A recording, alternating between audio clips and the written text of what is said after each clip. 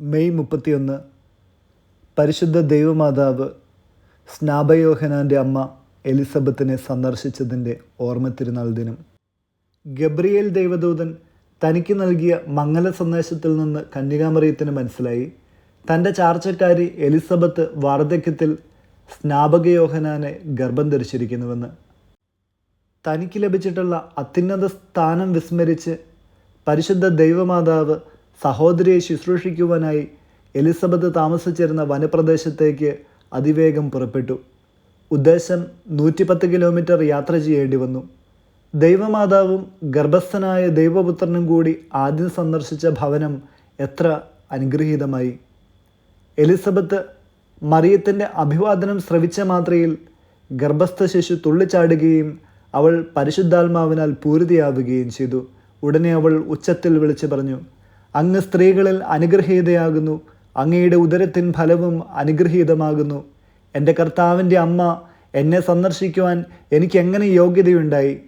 ഇതാ അങ്ങേ അഭിവാദനത്തിൻ്റെ സ്വരം എൻ്റെ കർണപുടങ്ങളിലെത്തിയ ഉടനെ ഗർഭസ്ഥ ശിശു ആനന്ദത്താൽ കുതിച്ചു ചാടി.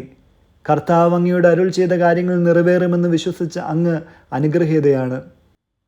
അപ്പോൾ മറിയം, എൻ്റെ ആത്മാവ് കർത്താവിനെ മഹത്വപ്പെടുത്തുന്നു, എൻ്റെ അരൂപി രക്ഷകനായ ദൈവത്തിൽ ആനന്ദം കൊള്ളുന്നു എന്ന സ്തോത്രഗീതം ആലപിച്ചു.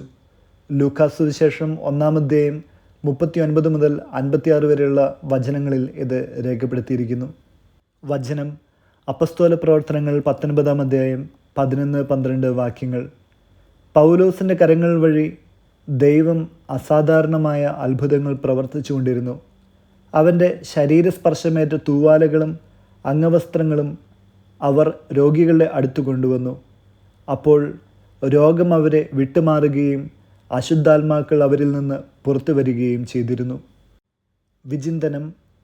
ജപമാലയുടെ 2-ാം സന്തോഷ രഹസ്യത്തിൽ നാം ധ്യാനിക്കുന്നുണ്ടല്ലോ മറിയം എലിസബത്തിനെ സന്ദർശിക്കുന്നത്. ദൈവമാതാവായിരുന്നിട്ടും എളിയ സഹോദരിയെ സന്ദർശിച്ച മറിയം പ്രദർശിപ്പിച്ച എളിമയും ഉപവിയും നമുക്ക് ഉത്തേജനമായിരിക്കട്ടെ.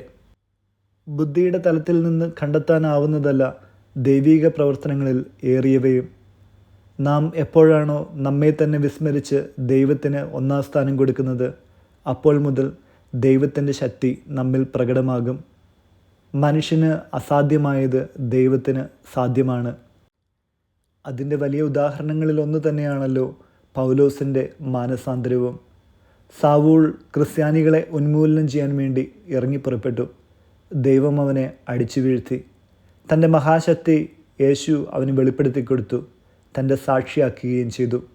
താൻ പ്രവർത്തിച്ചിരുന്ന അടയാളങ്ങളും അത്ഭുതങ്ങളും തൻ്റെ ശിഷ്യനായ അപ്പസ്തോലനായ പൗലോസിലൂടെ ദൈവം പ്രവർത്തിച്ചതാണ് തൻ്റെ അംഗവസ്ത്രങ്ങളിലൂടെ പോലും അനേകർക്ക് സൗഖ്യം നൽകുവാൻ ഇടയായിത്തീർന്നത്.